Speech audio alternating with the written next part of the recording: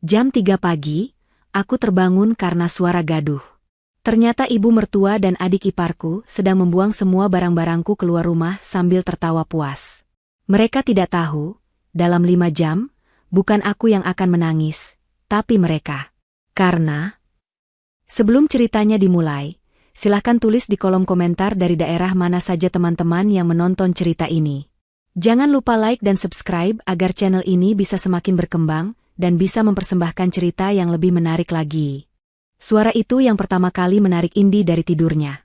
Bukan suara keras seperti petir atau barang pecah, melainkan suara yang lebih mengganggu, suara gesekan yang disusul bunyi debuman pelan, berulang-ulang. Awalnya, dalam kantuknya yang tebal, Indi mengira itu hanya mimpi atau mungkin kucing tetangga yang berkelahi di atap. Ia menarik selimutnya lebih erat, mencoba mengabaikannya dan kembali ke dalam kehangatan tidurnya. Namun, suara itu datang lagi, kali ini lebih jelas. Suara kain tebal yang diseret di lantai keramik, lalu bunyi, bruk, yang tertahan, seolah sesuatu yang berat namun empuk dilempar ke tanah. Jantung Indi mulai berdebar sedikit lebih cepat. Denny, suaminya, sedang bekerja di luar kota, dan di rumah besar ini hanya ada dirinya, ibu mertuanya Ita, dan Tika, adik iparnya. Rasa cemas yang dingin mulai merayapi punggungnya. Jam digital di atas nakas menunjukkan pukul 3:15. Terlalu pagi untuk aktivitas apapun. Mungkinkah ada maling?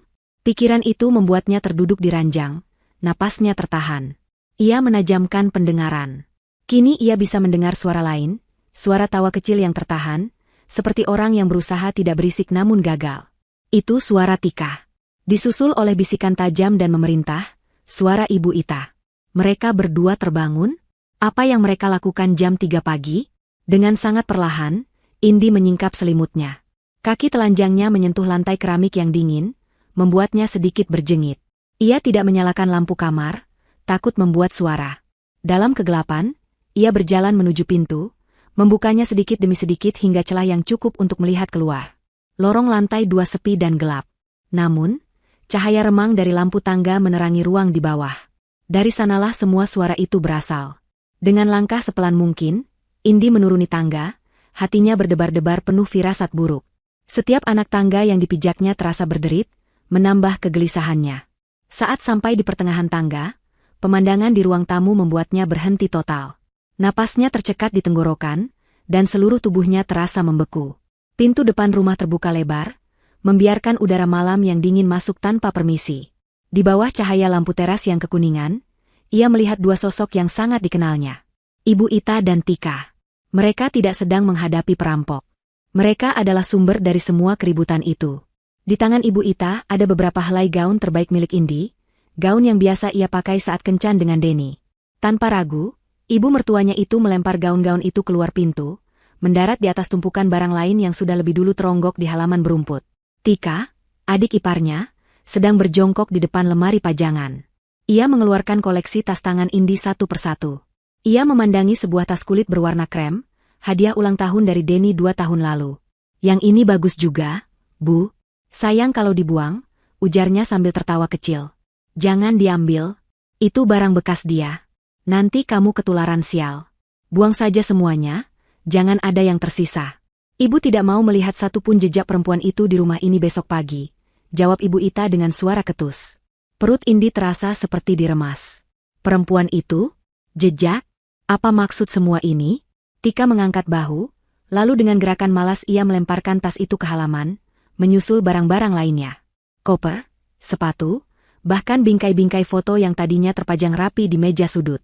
Sebuah bingkai perak berisi foto pernikahan Indi dan Denny dilempar Tika dengan sangat keras, hingga kacanya pecah berderai saat menyentuh paving block di dekat teras. Suara itu terdengar begitu nyaring di keheningan malam, namun Ibu Ita dan Tika hanya tertawa, seolah itu adalah sebuah lelucon yang sangat lucu. Mereka terlihat begitu menikmati pekerjaan mereka, begitu puas dengan setiap barang milik Indi yang mereka singkirkan dari rumah. Rumah yang selama ini Indi rawat dengan sepenuh hati. Indi berdiri mematung di tangga, tak mampu bergerak, tak mampu bersuara. Pikirannya kosong. Ini pasti mimpi buruk. Sebentar lagi ia akan terbangun di ranjangnya yang nyaman, dan semua ini akan hilang. Tapi dinginnya udara malam yang menusuk kulitnya terasa begitu nyata. Sakit di dadanya saat melihat barang-barang penuh kenangan itu diperlakukan seperti sampah terasa begitu nyata.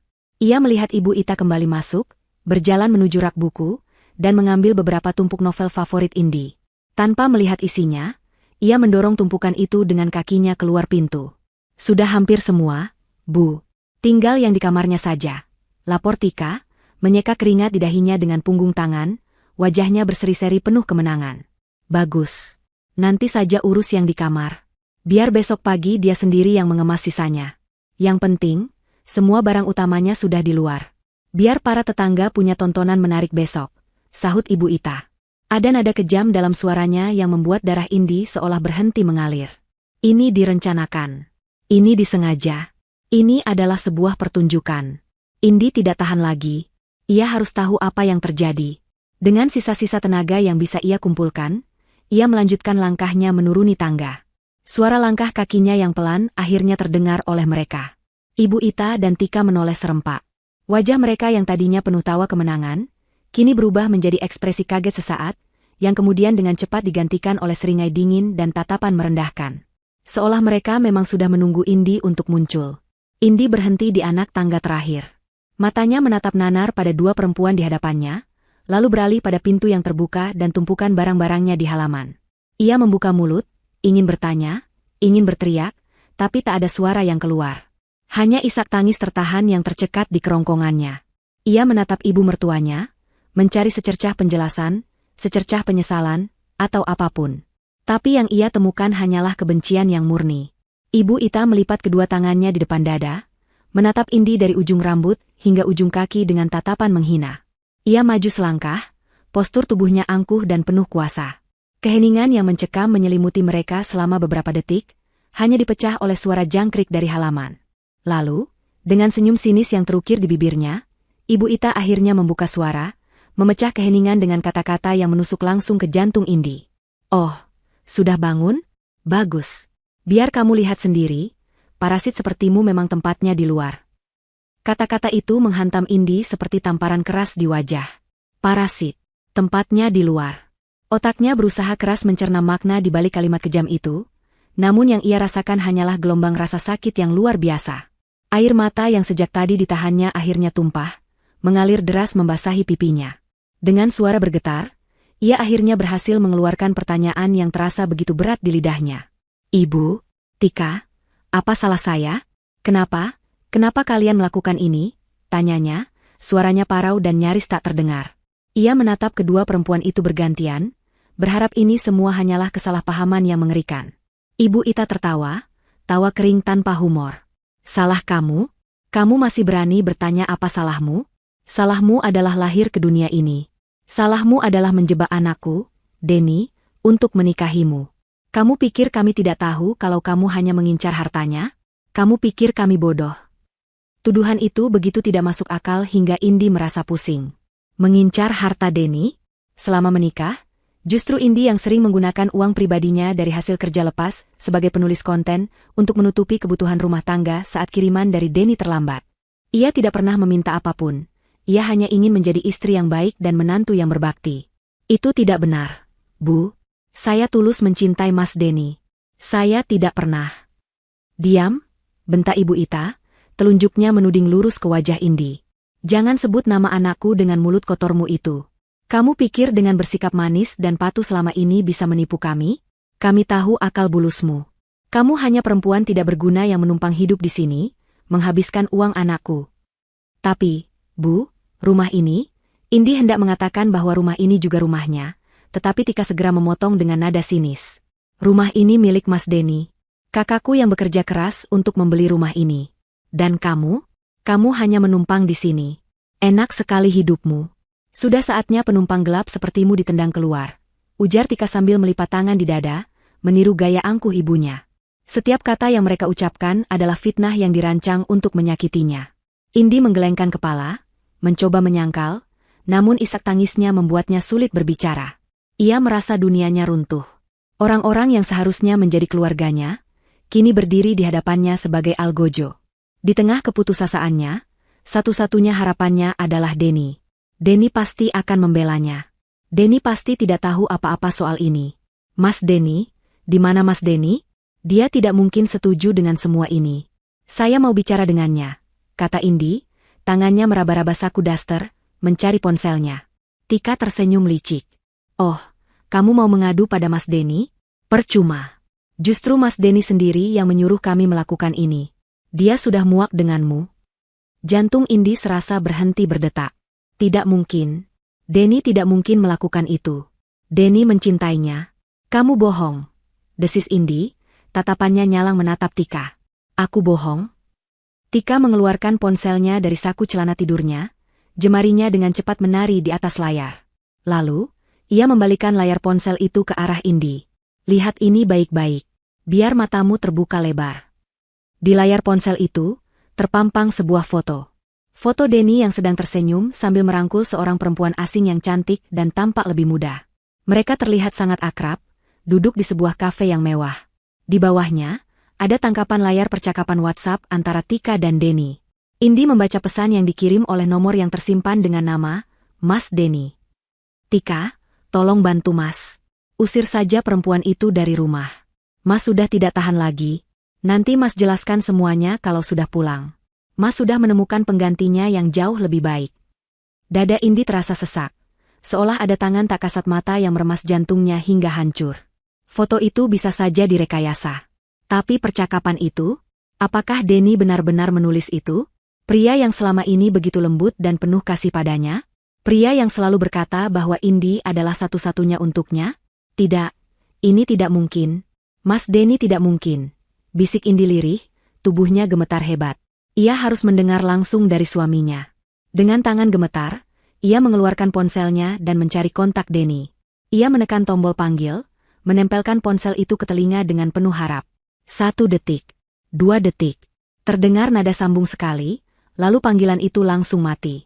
Di layar ponselnya tertera tulisan, panggilan ditolak. Indi mencobanya lagi, hasilnya sama. Panggilan ditolak. Lagi dan lagi. Selalu sama. Rasa dingin yang menusuk menjalari seluruh tubuhnya, jauh lebih dingin dari udara malam. Denny menolak panggilannya. Mereka tidak berbohong. Denny benar-benar ingin membuangnya. Melihat ekspresi hancur di wajah Indi, Ibu Ita dan Tika tersenyum penuh kemenangan. Misi mereka berhasil. Sudah lihat sendiri, kan? Sekarang, angkat kakimu dari rumah ini. Bawa semua sampahmu itu dan jangan pernah kembali lagi. Perintah Ibu Ita dengan suara menggelegar. Ia maju dan mendorong bahu Indi dengan kasar. Indi terhuyung mundur, tenaganya seolah terkuras habis. Ia tidak lagi punya kekuatan untuk melawan, untuk berdebat. Rasa sakit karena pengkhianatan Denny jauh lebih menyakitkan daripada perlakuan kejam ibu dan adik iparnya. Dengan langkah gontai, ia berjalan keluar pintu, melewati barang-barangnya yang berserakan. Ibu Ita dan Tika tidak memberinya waktu. Begitu Indi melewati ambang pintu, mereka langsung membanting pintu kayu itu dengan keras. Suara kunci yang diputar dari dalam terdengar begitu final, seperti vonis mati bagi pernikahan dan kehidupannya. Indi jatuh terduduk di teras yang dingin, di antara tumpukan barang-barangnya yang kini terasa seperti tumpukan kenangan yang hancur.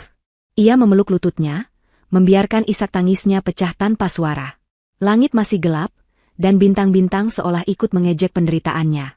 Ia sendirian. Dikhianati, diusir, dan dibuang seperti sampah oleh orang-orang yang paling ia percayai. Keputusasaan yang pekat menyelimutinya, membuatnya merasa tidak ada lagi harapan. Ia menatap kosong ke depan, tidak tahu harus berbuat apa atau pergi kemana. Di tengah isak tangisnya yang memilukan, ponsel di genggamannya bergetar. Bukan panggilan, melainkan sebuah notifikasi. Dengan pandangan kabur karena air mata, ia melihatnya. Notifikasi dari aplikasi kalender. Sebuah pengingat yang pernah ia atur beberapa minggu lalu. Besok jam 8 pagi, finalisasi akta tanah, BPN. Indi berhenti menangis. Ia membaca ulang kalimat itu, dan otaknya yang tadinya beku mulai bekerja kembali. Finalisasi akta tanah. Otaknya langsung teringat pada sebuah map tebal berwarna hijau yang tersimpan aman di dalam salah satu tas tangan yang ikut terlempar ke halaman. Tas berisi dokumen-dokumen paling berharga miliknya. Ia mengangkat kepalanya, air mata masih membasahi pipinya, namun tatapan matanya tidak lagi menunjukkan keputusasaan. Rasa sakit itu masih ada, menggores hatinya begitu dalam. Tapi kini, di atas rasa sakit itu, tumbuh sesuatu yang baru. Sesuatu yang dingin, keras, dan penuh tekad. Mereka telah melakukan kesalahan terbesar dalam hidup mereka. Sisa malam itu Indi habiskan dalam keadaan setengah sadar. Ia tidak tidur, bahkan tidak memejamkan mata. Tubuhnya terduduk kaku di teras yang dingin, punggungnya bersandar pada dinding yang terasa lembab oleh embun. Dinginnya keramik merambat naik melalui telapak kakinya, menjalar ke seluruh tubuhnya, namun ia nyaris tidak merasakannya. Rasa dingin di dalam hatinya jauh lebih menusuk, jauh lebih membekukan. Setiap embusan angin malam terasa seperti sayatan, membawa serta aroma rumput basah dan kenangan-kenangan yang kini telah menjadi puing. Matanya menatap lurus ke tumpukan barang di hadapannya. Gaun sutra biru pemberian Denny saat ulang tahun pernikahan pertama mereka tersangkut di dahan semak bunga, berkibar-kibar pelan seperti bendera kekalahan. Di dekatnya, album foto tebal tergeletak terbuka, halamannya basah oleh embun, menampilkan foto-foto liburan mereka yang penuh tawa, wajah bahagia mereka kini ternoda oleh lumpur. Setiap benda memicu sebuah kenangan, dan setiap kenangan terasa seperti tusukan jarum. Namun, air matanya sudah kering. Yang tersisa hanyalah kekosongan yang hampa dan amarah yang membara pelan di dasar jiwanya, seperti bara api yang tersembunyi di bawah tumpukan abu. Pengingat dari kalender ponselnya tadi seolah menjadi sau yang menahannya agar tidak sepenuhnya tenggelam dalam lautan keputusasaan. Ia punya satu hal yang tidak mereka ketahui. Satu kebenaran yang akan mengubah segalanya. Kini, yang perlu ia lakukan hanyalah menunggu. Menunggu fajar, menunggu jam 8 pagi. Perlahan, warna langit di ufuk timur berubah dari hitam pekat menjadi nila, lalu ungu, dan akhirnya semburat jingga mulai melukis awan. Suara azan subuh yang syahdu terdengar dari kejauhan, panggilan yang biasanya menenangkan hatinya kini terdengar asing. Pagi datang, membawa serta cahaya yang akan menelanjangi penderitaannya di hadapan dunia. Dan benar saja, tak lama kemudian, kehidupan di komplek perumahan itu mulai menggeliat. Loper koran melemparkan gulungan surat kabar ke halaman seberang. Bapak-bapak dengan sarung dan peci berjalan pulang dari masjid, beberapa di antara mereka melirik ke arah rumah Indi dengan tatapan bertanya-tanya. Puncak penghinaan dimulai saat para ibu rumah tangga mulai keluar. Bu Siska, tetangga sebelah kanannya, membuka gerbang untuk menyapu halaman. Matanya langsung tertuju pada pemandangan ganjil di halaman rumah Indi. Ia berhenti menyapu, matanya membelalak kaget, menatap tumpukan barang lalu beralih pada sosok Indi yang terduduk diam. Bu Siska tidak menyapa, hanya menatap dengan campuran rasa kasihan dan penasaran, sebelum akhirnya bergegas masuk kembali ke dalam rumahnya, mungkin untuk berbagi berita terbaru dengan suaminya. Indi tahu apa yang akan terjadi selanjutnya. Gosip akan menyebar secepat api di musim kemarau. Ia bisa merasakannya. Tatapan-tatapan dari balik tirai jendela tetangga, bisikan-bisikan saat mereka lewat di depan rumah. Ia menjadi tontonan, sebuah drama pagi yang menyedihkan. Dan para sutradaranya, Ibu Ita dan Tika, tidak akan melewatkan kesempatan ini untuk menikmati hasil karya mereka. Tepat seperti dugaannya, tak lama kemudian pintu depan rumah terbuka. Bukan untuk mempersilakannya masuk, tapi untuk menampilkan kedua antagonisnya. Ibu Ita keluar dengan daster batiknya yang paling bagus, rambutnya sudah disanggul rapi. Tika mengikutinya, membawa 2 cangkir teh panas yang masih mengepul. Mereka duduk di kursi rotan di teras, persis seperti yang biasa mereka lakukan setiap pagi. Seolah tidak ada perempuan yang terusir dan terduduk membeku hanya beberapa meter dari mereka. Mereka sengaja menciptakan kontras yang menyakitkan. Kehangatan dan kenyamanan mereka di satu sisi, dengan kedinginan dan penderitaan Indi di sisi lain. Selamat pagi, Bu Siska. Sapa Ibu Ita dengan suara yang sengaja dikeraskan saat melihat Bu Siska keluar lagi untuk membuang sampah. Maaf ya, halamannya jadi berantakan. Biasa, sedang bersih-bersih barang lama yang sudah tidak berguna lagi. Menuh-menuhin rumah saja. Kalimat itu jelas ditujukan untuk Indi. Setiap katanya adalah tamparan verbal. Bu Siska hanya tersenyum canggung, mengangguk sekilas, lalu cepat-cepat masuk ke dalam. Ia tidak mau terlibat. Tika menambahkan, menyesap tehnya dengan nikmat. Iya, Bu. Barang kalau sudah jadi sampah, kan, memang harus segera dibuang. Kalau tidak, nanti jadi sumber penyakit. Indi tidak bereaksi. Ia tidak menoleh, tidak membalas. Ia hanya terus menatap lurus ke arah jalanan di depan, seolah telinganya tuli. Sikap tenangnya ini rupanya membuat Ibu Ita dan Tika semakin jengkel. Mereka ingin melihatnya menangis, memohon, atau setidaknya menunjukkan kemarahan. Tapi Indi tidak memberi mereka kepuasan itu. Di dalam dirinya, ia sedang menghitung mundur. Pukul 7. Pukul setengah 8. Matahari semakin tinggi, mulai menghangatkan kulitnya yang semalaman kedinginan. Waktu seolah berjalan begitu lambat. Setiap detik terasa seperti 1 jam. Indi menahan lapar, haus, dan rasa pegal di sekujur tubuhnya. Ia hanya fokus pada satu hal, tujuannya. Ia tahu bahwa apa yang akan terjadi selanjutnya akan menjadi pertaruhan terbesar dalam hidupnya. Dan akhirnya, saat jam di ponselnya menunjukkan pukul 8:05, penantiannya berakhir. Dari ujung jalan komplek, sebuah mobil sedan berwarna hitam gelap melaju pelan. Mobil itu terlihat berbeda, lebih resmi dibandingkan mobil-mobil milik penghuni komplek lainnya. Di pintunya, ada sebuah logo instansi pemerintah yang tidak terlalu jelas terbaca dari kejauhan. Mobil itu terus melaju, semakin dekat, dan akhirnya berhenti tepat di depan gerbang rumahnya. Semua aktivitas di jalanan seolah berhenti. Para tetangga yang kebetulan berada di luar, langsung menoleh. Ibu Ita dan Tika yang sedang asyik berbincang, langsung terdiam. Mereka menatap mobil itu dengan dahi berkerut. Siapa itu? Tamu siapa? Wajah mereka menunjukkan kebingungan. 3 orang pria keluar dari mobil. 2 orang lebih muda, dan 1 orang tampak lebih senior, berusia sekitar 50-an. Ketiganya mengenakan seragam kemeja berwarna kaki dan celana bahan gelap. Pria yang lebih senior memegang sebuah map tebal dan semacam alat ukur digital. Mereka terlihat sangat profesional dan serius.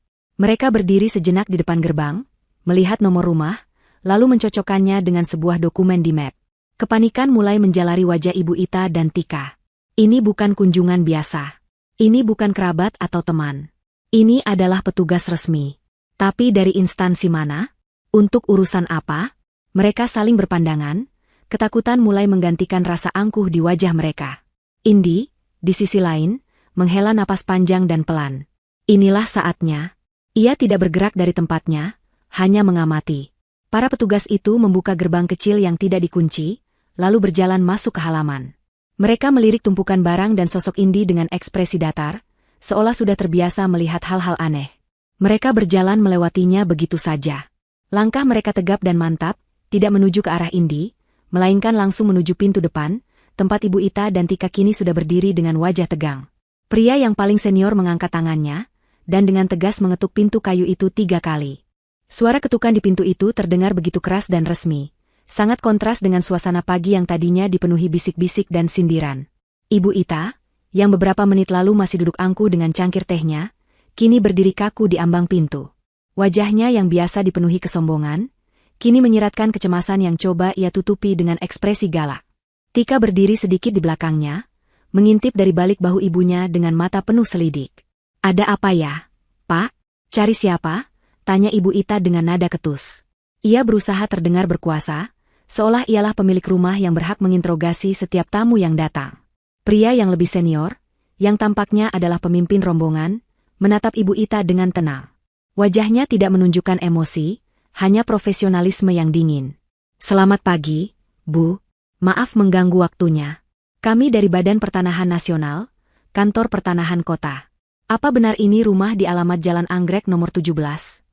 Badan Pertanahan Nasional. 3 kata itu membuat jantung Ibu Ita berdebar sedikit lebih kencang. Urusan tanah selalu rumit dan serius. Tapi ia segera menenangkan dirinya. Rumah ini atas nama Denny. Semua surat-suratnya lengkap.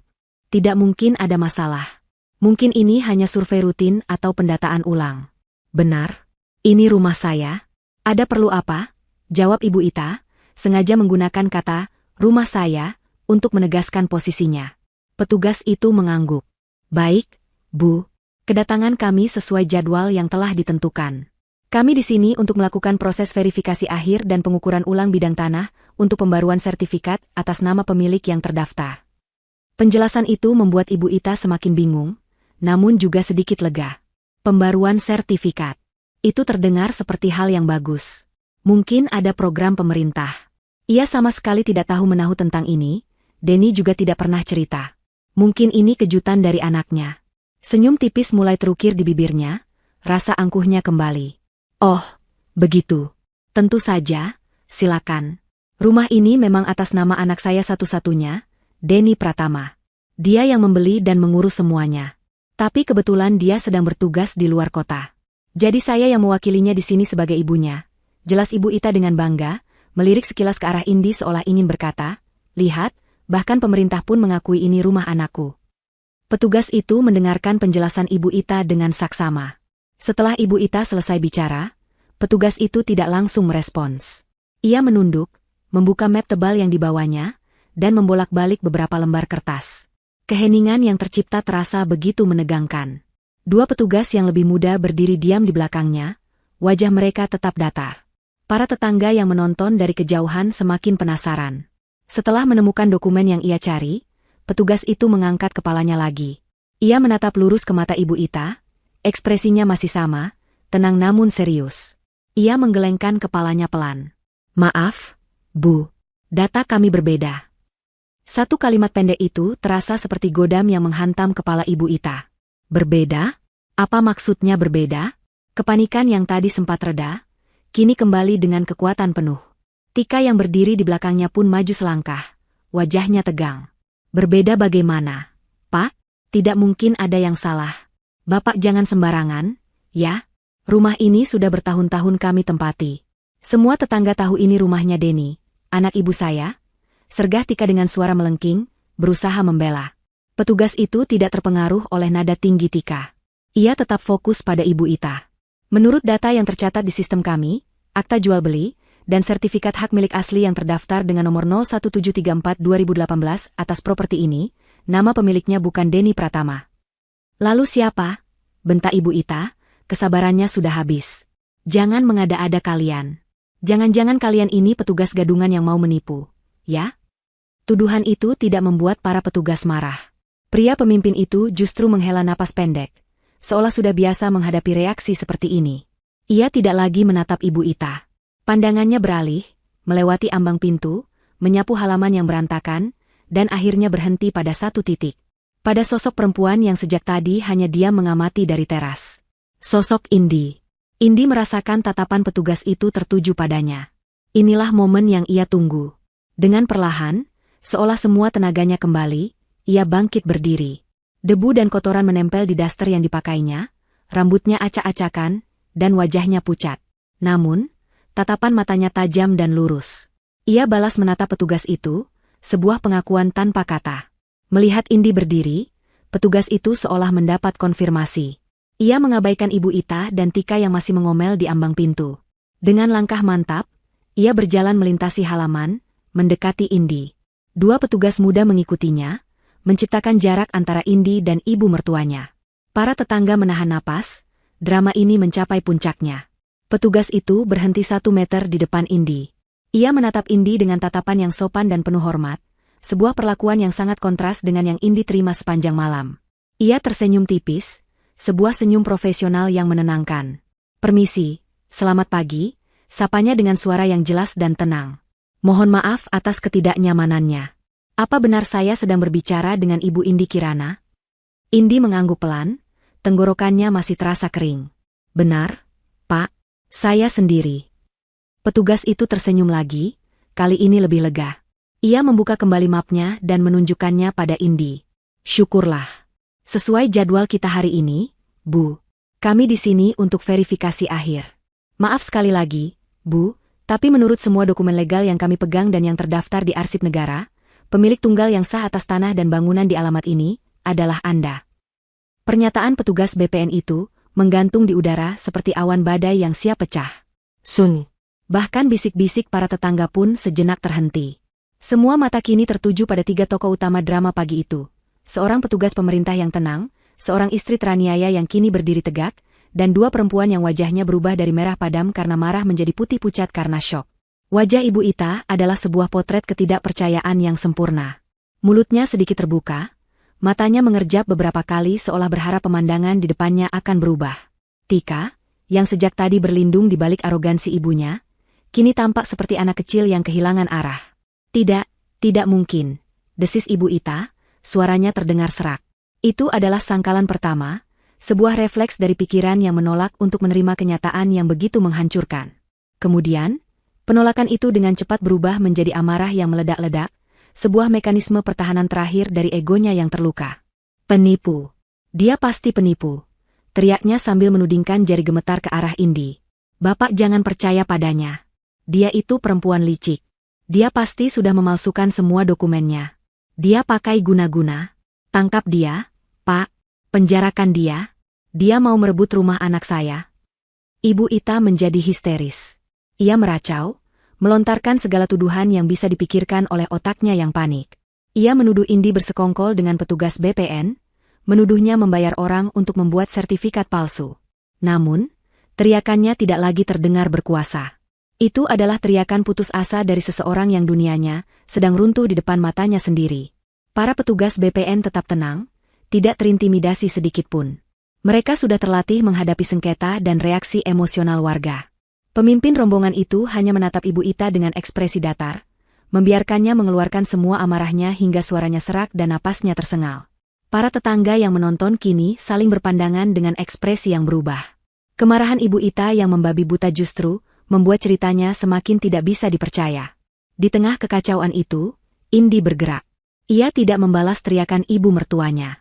Ia tidak perlu melakukannya. Dengan langkah yang mantap, ia berjalan menuju tumpukan barangnya. Ia berjongkok di samping tas kulit berwarna krem yang tadi pagi dilempar oleh Tika dengan begitu enteng. Tas hadiah dari Denny. Dengan tenang, ia membuka ritsletingnya. Tangannya masuk ke dalam, melewati buku catatan dan dompet, mencari benda yang ia tahu tersimpan aman di bagian paling bawah. Sebuah map plastik tebal berwarna hijau. Ia menarik map itu keluar, membersihkan sedikit tanah yang menempel di permukaannya, lalu bangkit berdiri. Semua mata mengikutinya saat ia berjalan kembali mendekati petugas BPN. Ibu Ita berhenti berteriak. Napasnya masih memburu, matanya menatap tajam pada map hijau di tangan Indi. "Pak," ujar Indi dengan suara yang jelas dan mantap, sama sekali tidak bergetar. Mungkin ini bisa membantu meluruskan semuanya. Ia menyerahkan map itu kepada petugas. Pria itu menerimanya, membukanya, dan mengeluarkan isinya satu persatu di hadapan semua orang. Selembar sertifikat hak milik, SHM, asli yang masih terlihat baru. Selembar akta jual beli, AJB, dengan stempel notaris yang sah. Kartu tanda penduduk, KTP, atas nama Indi Kirana. Dan kartu keluarga, KK, yang menunjukkan statusnya sebagai istri dari Denny Pratama. Sambil petugas itu memeriksa keaslian setiap lembar dokumen, Indi akhirnya angkat bicara. Bukan kepada ibu mertuanya, tapi kepada petugas itu, namun dengan suara yang cukup keras agar semua orang di sana bisa mendengarnya. "Rumah ini adalah hadiah pernikahan dari almarhum kedua orang tua saya. Pak," Indi memulai ceritanya. Nadanya datar, tanpa emosi yang berlebihan, hanya fakta. "Ayah saya adalah orang yang sangat hati-hati. Sebelum meninggal, beliau berpesan agar aset ini diatasnamakan saya sepenuhnya. Bukan karena beliau tidak percaya pada suami saya, Denny, tapi sebagai bekal dan perlindungan untuk masa depan saya, sebagai anak perempuan satu-satunya. Beliau bilang, dunia ini keras. Nak, suamimu orang baik, tapi keluarga adalah cerita yang berbeda. Pegang ini untuk menjagamu." Indi berhenti sejenak, menarik napas dalam. "Saya dan suami saya, kami berdua sepakat untuk tidak menceritakan hal ini kepada keluarganya. Niat kami baik. Kami tidak ingin mereka merasa tidak nyaman atau berpikir saya pamer kekayaan. Saya hanya ingin diterima sebagai menantu dan istri, bukan karena apa yang saya miliki. Kami membiarkan mereka berpikir bahwa rumah ini dibeli oleh Denny, agar harga diri suami saya dan keluarganya tetap terjaga. Selama ini, saya diam dan menerima perlakuan mereka demi menjaga keharmonisan rumah tangga. Saya pikir, kesabaran saya akan dihargai. Ternyata, saya salah." Penjelasan itu, yang disampaikan dengan ketenangan dan kejujuran yang menusuk, membungkam semua orang. Para tetangga kini menatap Ibu Ita dan Tika dengan pandangan jijik dan mencemooh. Kebenaran terasa begitu gamblang dan menyakitkan. Mereka bukan hanya kejam, tapi juga tidak tahu terima kasih. Petugas BPN selesai memeriksa. Ia mengangkat kepalanya dan menatap lurus ke arah Ibu Ita, yang kini bersandar lemas di kusen pintu seolah seluruh tulangnya telah dilunakan. "Semua dokumen ini asli dan sah, Bu," kata petugas itu dengan suara tegas yang tidak menyisakan ruang untuk perdebatan. "Tanda tangan notaris, stempel BPN, nomor seri sertifikat, semuanya cocok dengan data induk yang kami miliki di kantor. Tidak ada keraguan sedikit pun. Kepemilikan properti ini secara hukum adalah 100% milik Ibu Indi Kirana." Palu vonis telah diketuk. Ibu Ita dan Tika tidak bisa berkata apa-apa lagi. Wajah mereka kosong, pikiran mereka tidak sanggup lagi memproses kekalahan telak ini. Namun, penderitaan mereka ternyata belum berakhir. Petugas itu kembali merogoh map tebalnya dan mengeluarkan selembar surat resmi lain dengan kop surat berwarna merah. "Baik, Bu Indi, urusan verifikasi kepemilikan sudah selesai. Namun ada satu tugas lagi yang harus kami laksanakan," ujarnya, kini beralih menatap Ibu Ita lagi. "Selain verifikasi, kami juga ditugaskan oleh kantor pajak daerah untuk menyampaikan surat ini secara langsung. Ini adalah surat peringatan ketiga dan terakhir mengenai tunggakan pajak bumi dan bangunan atas properti ini. Petugas itu membuka surat tersebut. Tercatat di sini, PBB belum dibayarkan selama 3 tahun berturut-turut. Total tunggakan beserta dendanya adalah sebesar Rp21.400.000. Jika tidak dilunasi dalam waktu 30 hari sejak surat ini diterima, maka negara berhak melakukan penyitaan aset sesuai dengan undang-undang yang berlaku. Jika pengungkapan status kepemilikan rumah adalah sebuah bom nuklir, maka berita tentang tunggakan pajak puluhan juta rupiah adalah hujan radioaktif yang mengikuti setelahnya. Racunnya menyebar dengan cepat, melumpuhkan sisa-sisa pertahanan Ibu Ita dan Tika. 21 juta. Angka itu berputar-putar di kepala mereka seperti burung pemakan bangkai. Uang dari mana mereka bisa mendapatkan sebanyak itu?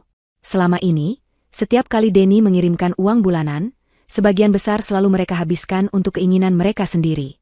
Arisan, belanja online, makan-makan di restoran mahal, semua demi menjaga gengsi mereka di lingkungan sosial. Urusan sepele seperti membayar pajak rumah selalu mereka abaikan, menganggap itu adalah tanggung jawab Indi atau Denny yang tidak perlu mereka pikirkan. Kepanikan yang sesungguhnya akhirnya meledak. Wajah Ibu Ita yang pucat kini dihiasi keringat dingin. Tangannya mulai gemetar. Ia menatap Tika dengan panik, mencari pertolongan, namun adiknya sendiri sama kacaunya. Mereka terpojok. Semua kebohongan, semua kesombongan mereka, kini runtuh menjadi debu di hadapan para tetangga yang menjadi saksi bisu. Bisikan-bisikan para penonton kini tidak lagi tertahan. Suara mereka terdengar lebih jelas, menghakimi dan penuh cemoohan. Ya ampun, jadi selama ini cuma numpang tapi lagaknya seperti ratu. Pantesan istrinya yang sabar begitu diusir. Takut ketahuan belangnya kalau dia pemilik rumahnya. Sudah numpang gratis, tidak tahu diri, pajak pun tidak dibayar. Benar-benar keterlaluan. Setiap kalimat yang sampai ke telinga Ibu Ita terasa seperti cambukan. Reputasinya, harga dirinya, semua yang ia banggakan, hancur lebur dalam hitungan menit. Menyadari bahwa agresi tidak lagi berguna, ia secara drastis mengubah taktiknya. Dengan gerakan yang dibuat-buat, ia menjatuhkan dirinya ke lantai, mencoba meraih kaki Indi dengan air mata yang tiba-tiba mengalir deras. Ini adalah pertunjukan terakhirnya, akting seorang korban. Indi. Nak, maafkan ibu, nak, isaknya, suaranya kini dibuat serak dan memelas. Ibu hilaf. Ibu sudah dirasuki setan. Jangan begini, nak, ampuni ibu. Ini kan rumah kita bersama, rumah keluarga kita. Jangan usir ibu. Tika, melihat tindakan ibunya, segera ikut bersimpuh. Iya, Mbak Indi, maafkan Tika. Tika hanya ikut-ikutan ibu. Tolong jangan hukum kami seperti ini, Mbak. Kami harus tinggal di mana?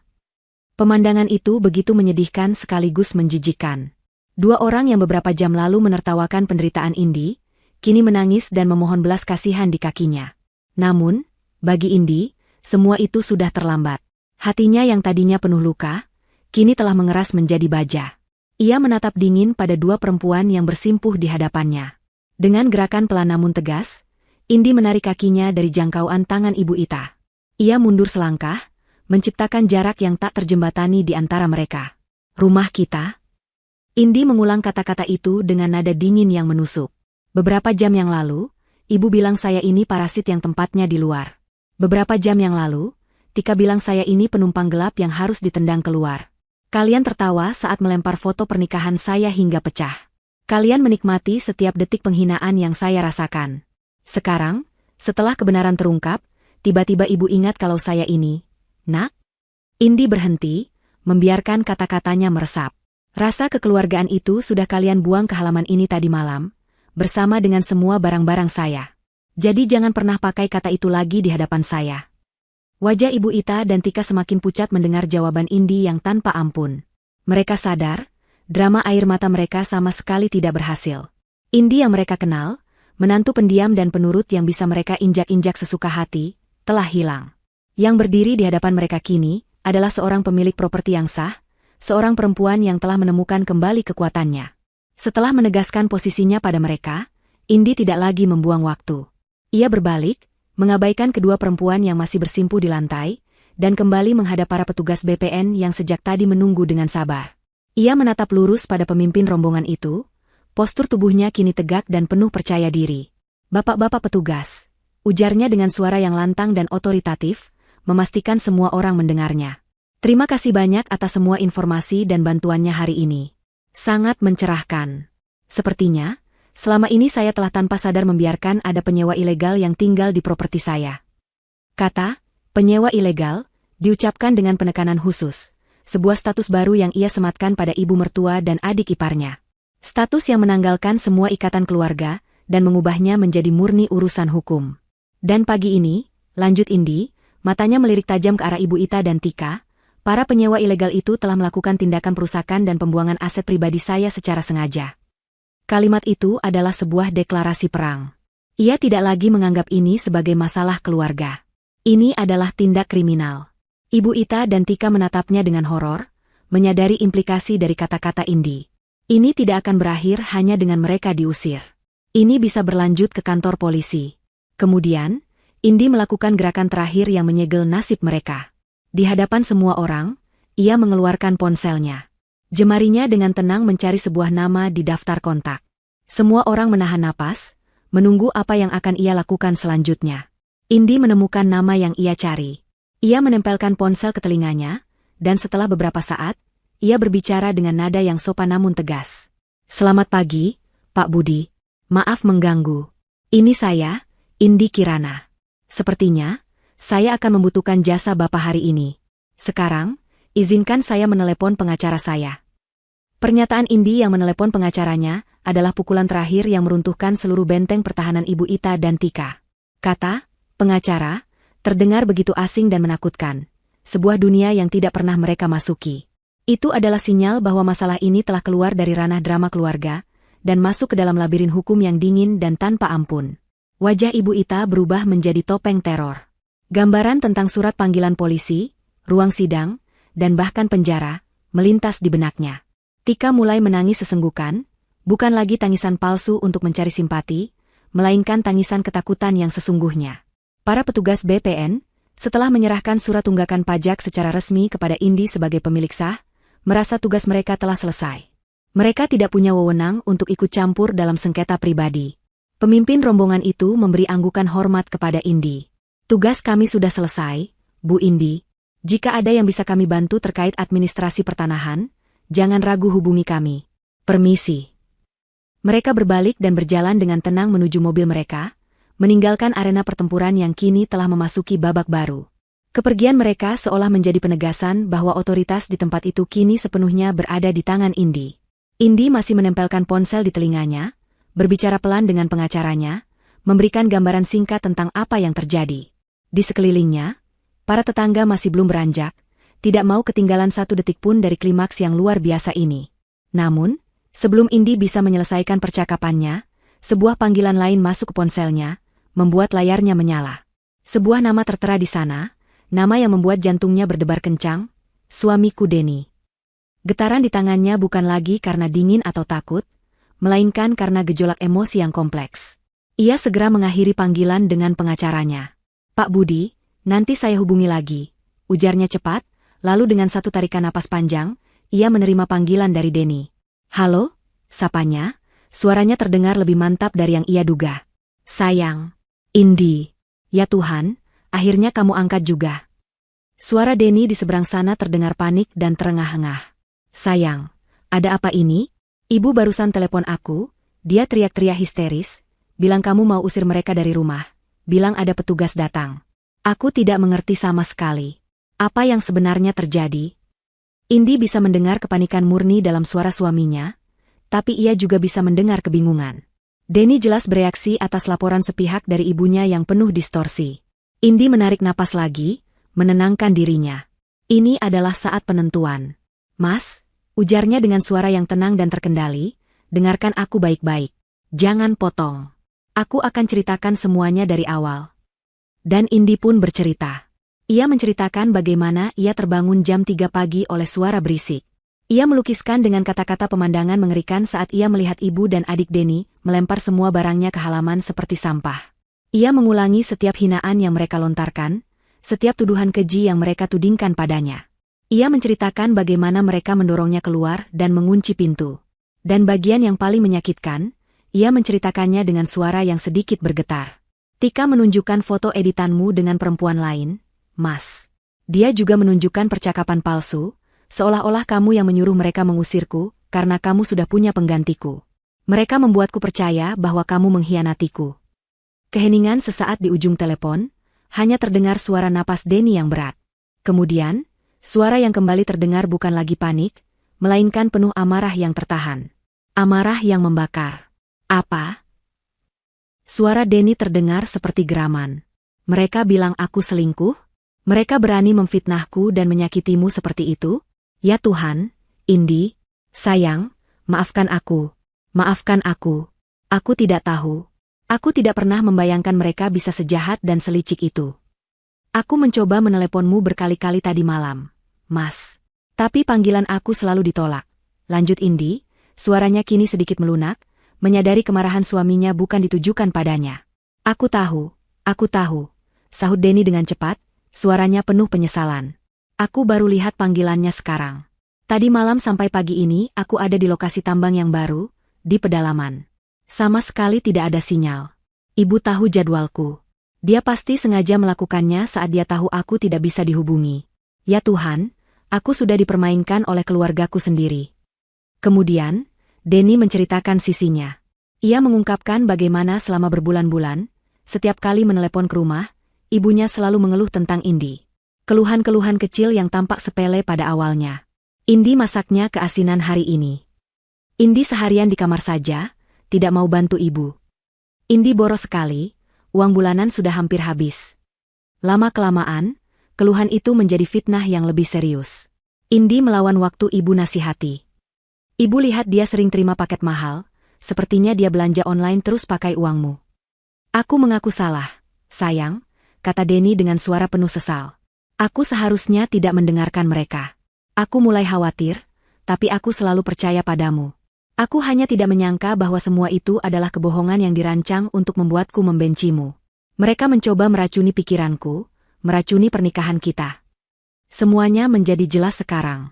Ini adalah sebuah konspirasi keji yang telah direncanakan oleh Ibu Ita dan Tika. Mereka memanipulasi Denny dari jauh, sambil menindas Indi dari dekat.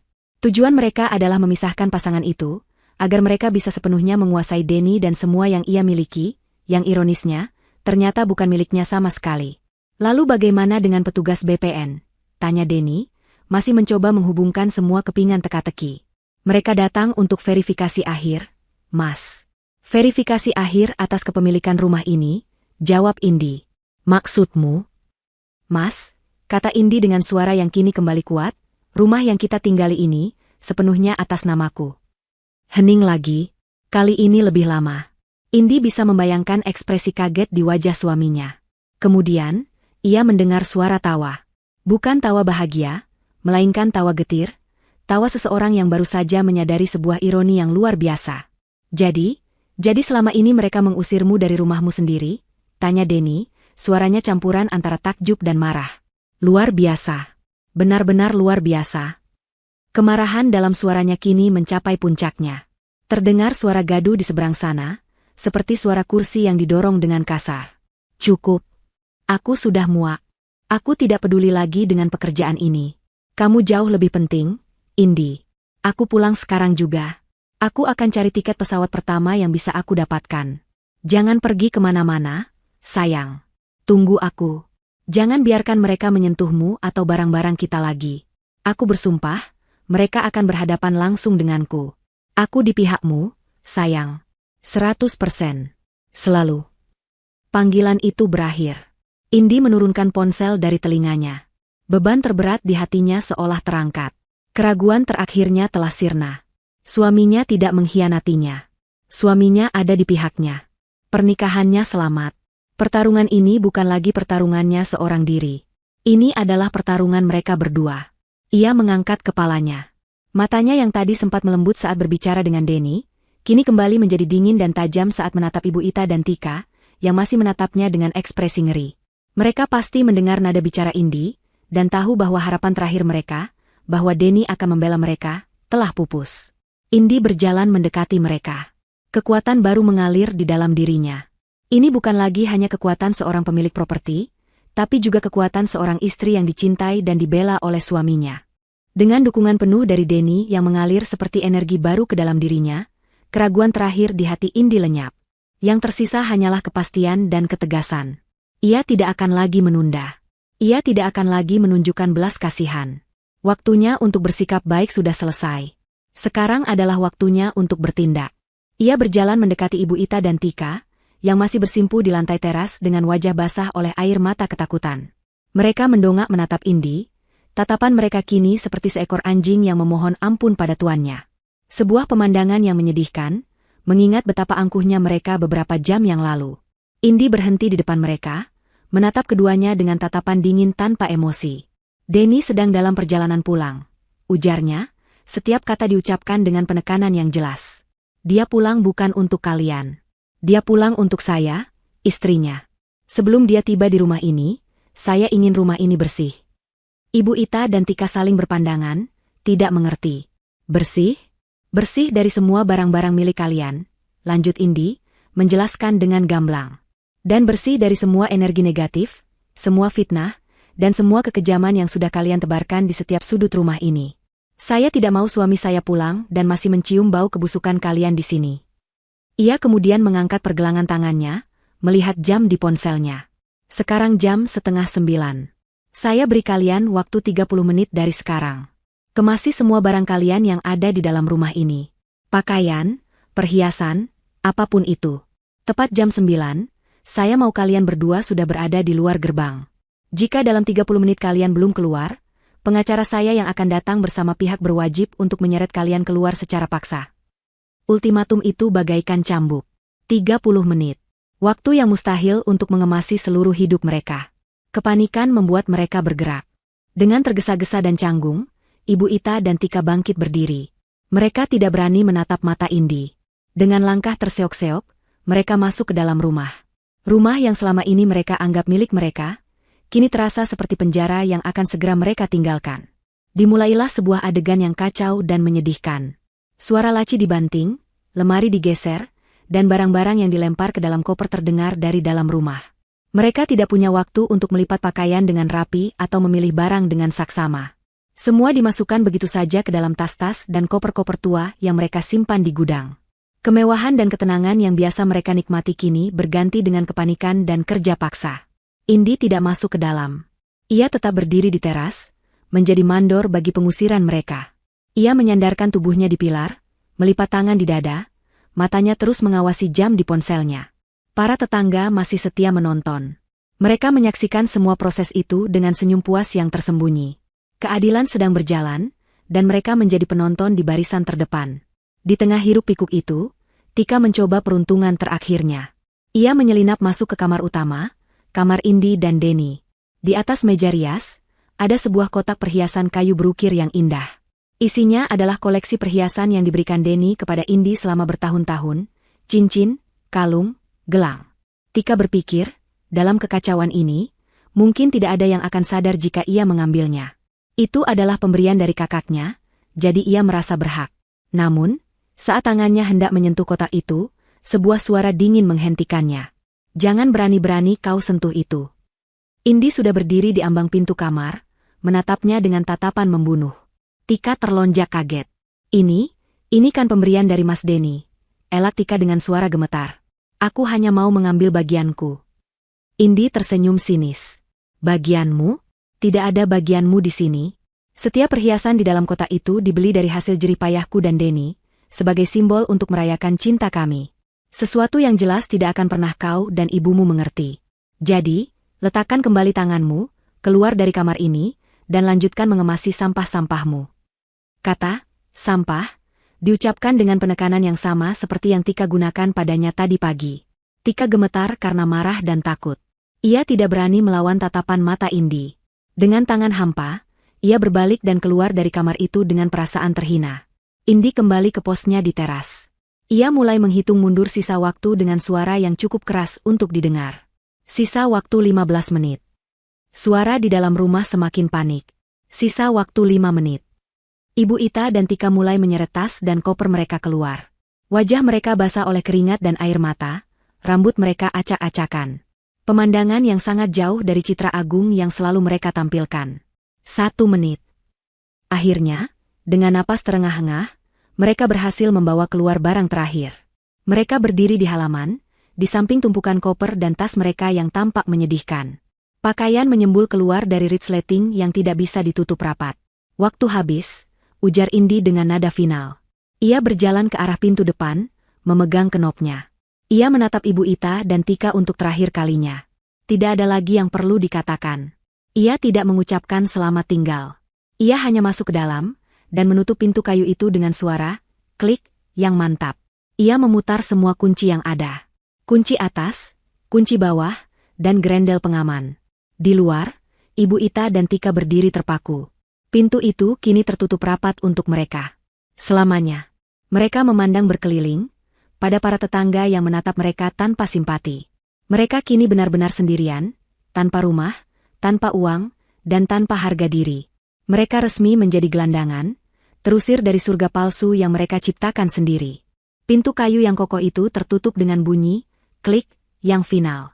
Bunyi putaran kunci dan grendel yang digeser dari dalam terdengar begitu nyaring, menjadi musik pengiring bagi akhir dari sebuah era. Bagi Ibu Ita dan Tika, suara itu adalah lonceng kematian bagi kehidupan nyaman dan penuh kepalsuan yang telah mereka jalani. Mereka berdiri mematung di luar gerbang, di samping tumpukan koper dan tas mereka yang tampak kumuh dan menyedihkan. Rumah megah yang selama ini menjadi panggung sandiwara mereka, kini berdiri angkuh dan tak terjangkau, seolah menjadi monumen bagi kekalahan mereka. Keheningan yang canggung menyelimuti. Para tetangga, setelah menyaksikan adegan pengusiran yang dramatis itu, mulai membubarkan diri satu persatu. Bukan karena mereka kehilangan minat, tetapi karena pertunjukan utamanya telah selesai. Mereka kembali ke rumah masing-masing, membawa serta cerita terpanas yang akan menjadi topik pembicaraan di lingkungan itu selama berbulan-bulan. Tatapan terakhir yang mereka berikan pada Ibu Ita dan Tika adalah campuran antara cemoohan dan rasa puas. Tidak ada setitik pun simpati. Ditinggal berdua di pinggir jalan, Ibu Ita dan Tika akhirnya merasakan kenyataan yang sesungguhnya. Mereka kini tunawisma. Rasa syok perlahan berganti menjadi kepanikan yang dingin. "Bu, kita harus kemana?" tanya Tika dengan suara gemetar. Air matanya kembali mengalir. "Kita tidak punya tempat tujuan." Ibu Ita tidak menjawab. Otaknya bekerja keras, memutar semua kemungkinan. Ia tidak mungkin tinggal di jalanan. Gengsinya terlalu tinggi untuk itu. Ia harus mencari pertolongan. Dengan tangan gemetar, ia mengeluarkan ponselnya.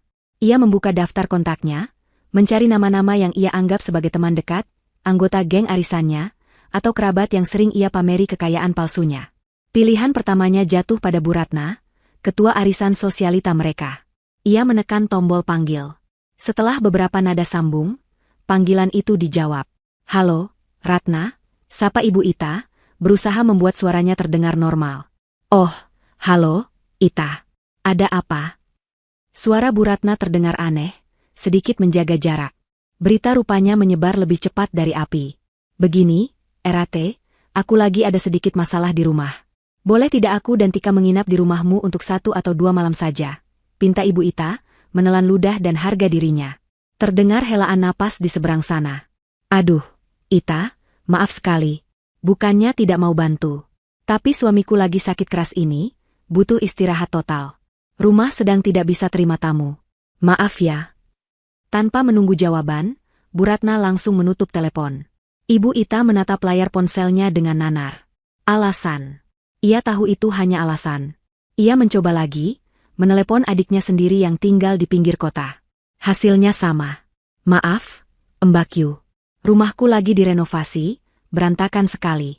Tidak mungkin bisa ditinggali." Telepon ditutup.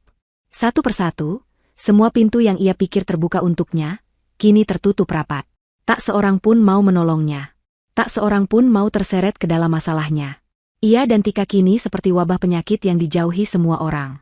"Tidak ada yang mau menolong kita, Bu," isak Tika, keputusasaannya mencapai puncak. Ibu Ita menjatuhkan ponselnya ke pangkuan. Wajahnya yang keriput tampak 10 tahun lebih tua. Energi dan kebencian yang tadi pagi begitu meluap-luap, kini telah menguap tak bersisa. Yang ada hanyalah kekosongan dan penyesalan yang terlambat. Mereka terduduk lesu di atas koper mereka di tepi jalan, seperti 2 pengungsi yang terdampar di negeri asing.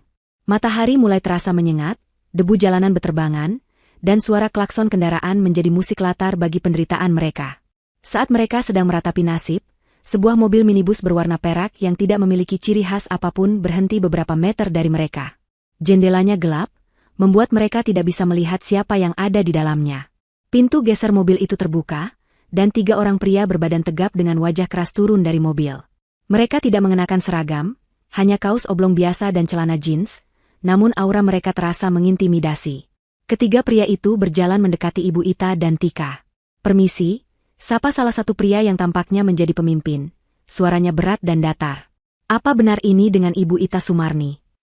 Ibu Ita mendongak dengan waspada. "Iya, saya sendiri. Ada apa ya?" Pria itu tersenyum tipis. Senyum yang sama sekali tidak ramah. "Syukurlah kalau begitu. Kami jadi tidak perlu repot-repot mencari lagi. Kenalkan, Bu, kami dari Koperasi Simpan Pinjam, Maju Jaya. Kami datang untuk menagih janji."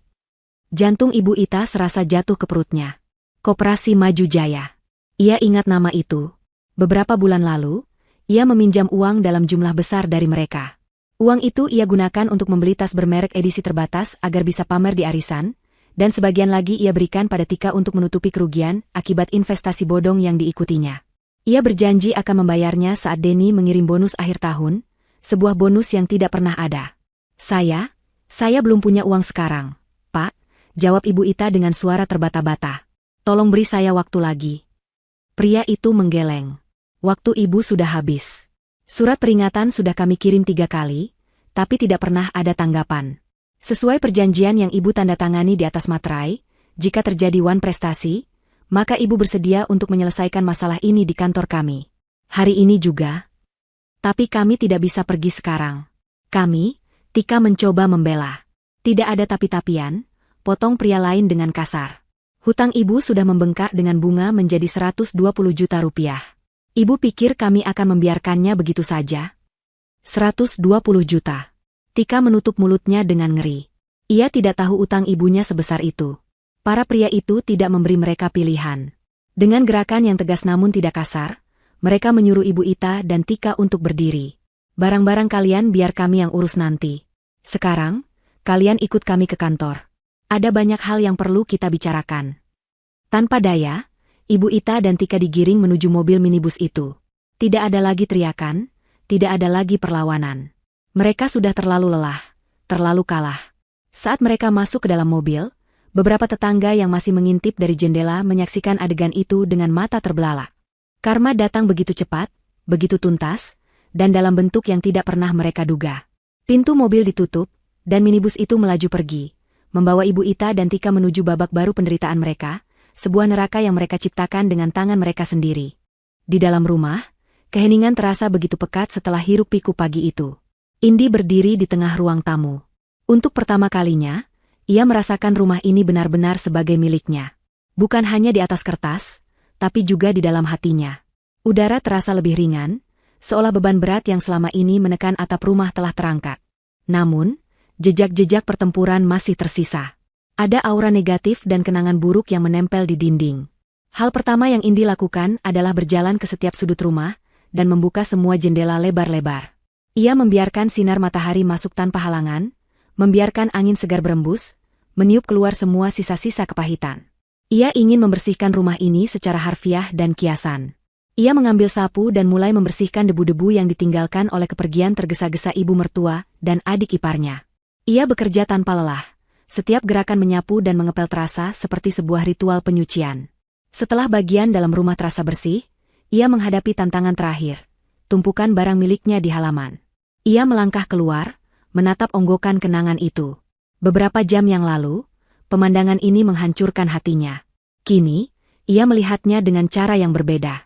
Ini bukan lagi tumpukan barang yang dibuang, melainkan kulit ular yang telah ia lepaskan. Simbol dari dirinya yang lama, yang penurut, yang selalu mengalah, yang kini telah tiada. Dengan kesabaran, ia mulai memilah. Satu persatu. Gaun sutra biru yang tersangkut di semak, ia ambil dengan hati-hati. Itu adalah kenangan indah bersama Denny, itu akan ia simpan. Album foto yang ternoda lumpur, ia bawa ke dalam untuk dibersihkan. Foto-foto itu adalah bukti cinta mereka, itu akan ia selamatkan. Namun, beberapa barang lain, pemberian dari Ibu Ita yang selalu disertai sindiran, atau benda-benda yang mengingatkannya pada masa-masa penuh tekanan, ia pisahkan ke dalam kantong plastik hitam besar. Barang-barang itu akan ia sumbangkan atau buang. Ia sedang menyeleksi masa lalunya, memilih mana yang layak dibawa ke masa depan. Waktu berlalu tanpa terasa. Saat matahari mulai condong ke barat, mewarnai langit dengan sapuan warna oranye dan ungu, sebuah taksi berhenti di depan gerbang. Jantung Indi berdebar kencang. Pintu taksi terbuka, dan sesosok pria yang sangat ia rindukan keluar dengan tergesa-gesa. Denny. Ia tidak menunggu. Indi berlari keluar, membuka gerbang, dan langsung menghambur ke dalam pelukan suaminya. Denny memeluknya begitu erat, seolah takut jika ia melepaskannya, Indi akan menghilang. Ia menenggelamkan wajahnya di rambut Indi, menghirup aroma yang sangat ia kenal. "Maafkan aku, sayang, maafkan aku," bisik Denny berulang kali, suaranya serak karena emosi dan kelelahan. "Seharusnya aku ada di sini untuk melindungimu. Seharusnya aku sadar lebih cepat." Indi melepaskan pelukannya, menangkup wajah suaminya dengan kedua tangannya. Ia menatap mata Denny yang tampak lelah namun penuh cinta. "Ini bukan salahmu, Mas. Kita berdua korban dari manipulasi mereka. Yang penting sekarang, kamu sudah di sini. Kamu sudah pulang."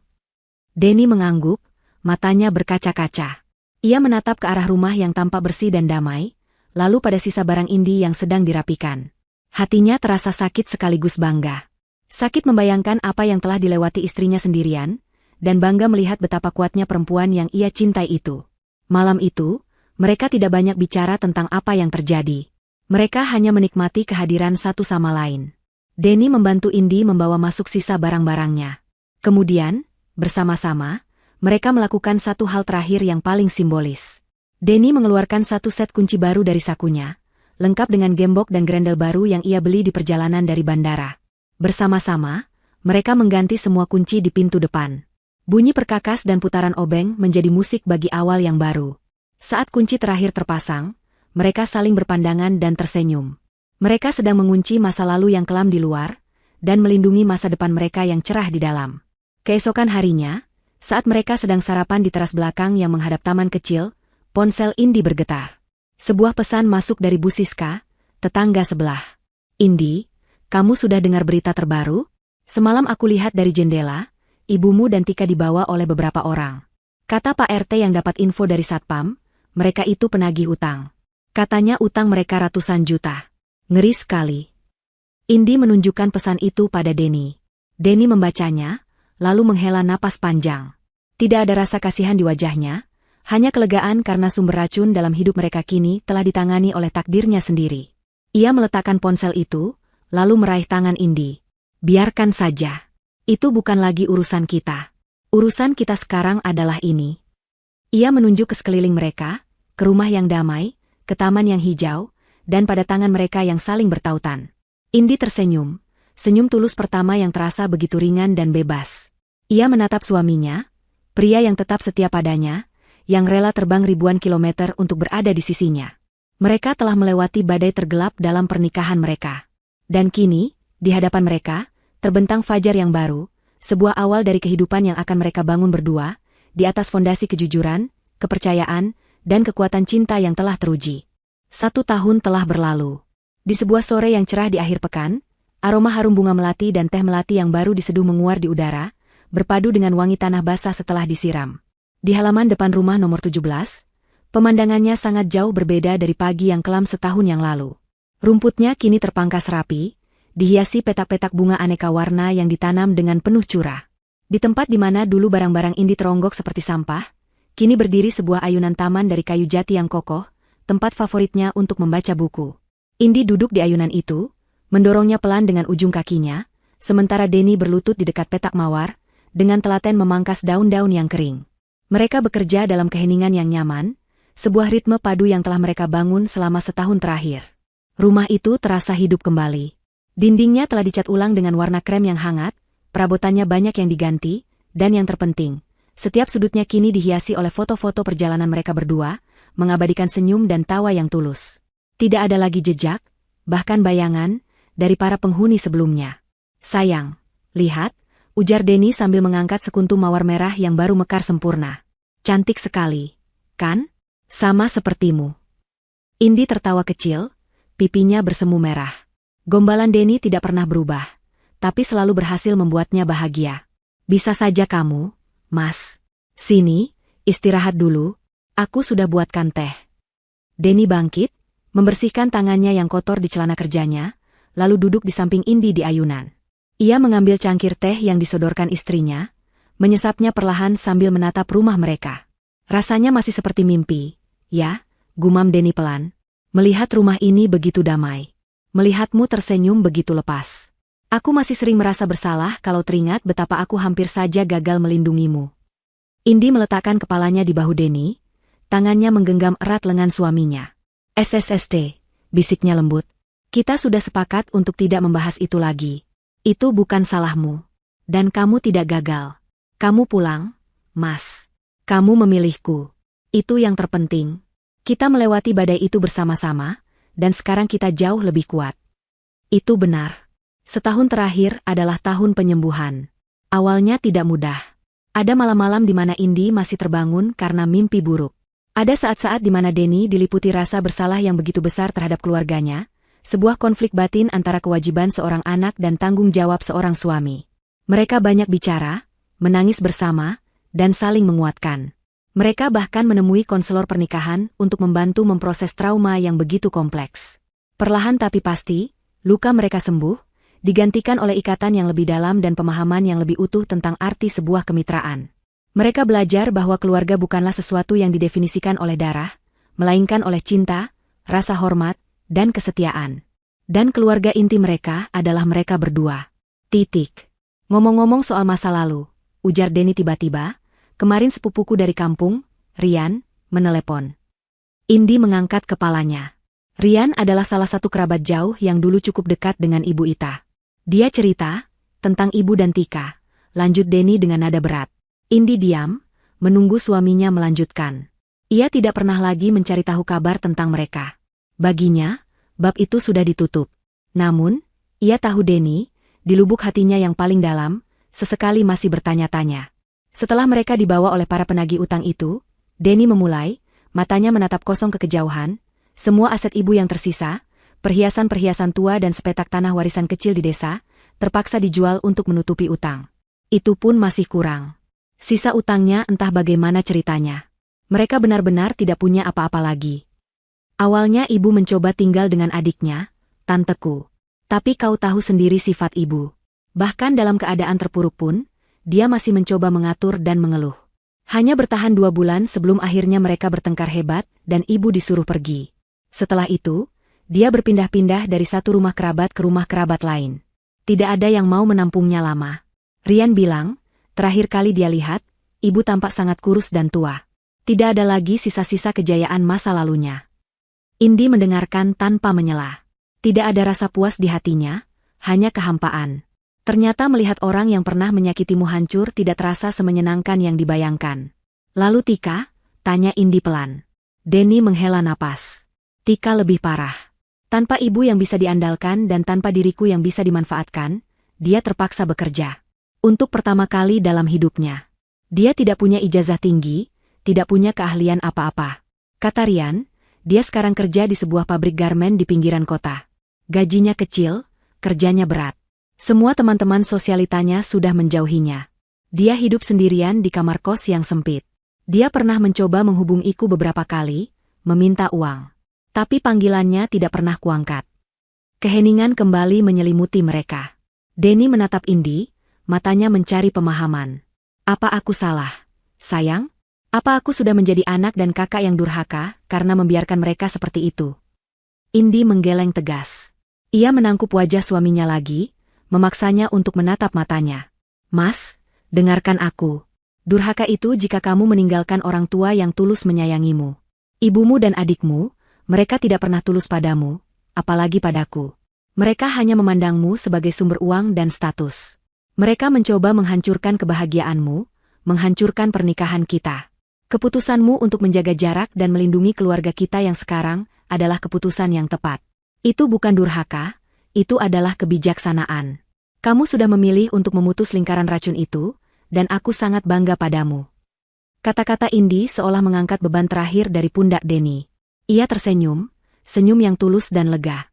Ia mengecup kening istrinya lama. Terima kasih, bisiknya. Terima kasih sudah menjadi kompas dalam hidupku. Mereka kembali bersandar di ayunan, kali ini dengan perasaan yang lebih ringan. Matahari perlahan terbenam, melukis langit dengan warna keemasan. Masa lalu telah dibicarakan, dituntaskan, dan akhirnya dilepaskan. Itu bukan lagi hantu yang menghantui mereka, melainkan hanya sebuah bab gelap dalam buku kehidupan mereka yang telah mereka tutup rapat-rapat. Mas, kata Indi sambil tersenyum. Kayaknya petak di sebelah mawar itu masih kosong. Besok kita tanami bunga matahari, ya? Biar rumah kita semakin cerah. Denny tertawa. Ide bagus.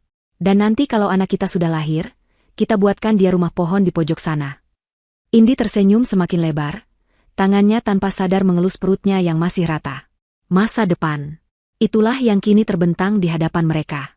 Cerah, penuh harapan, dan sepenuhnya milik mereka untuk ditulis bersama.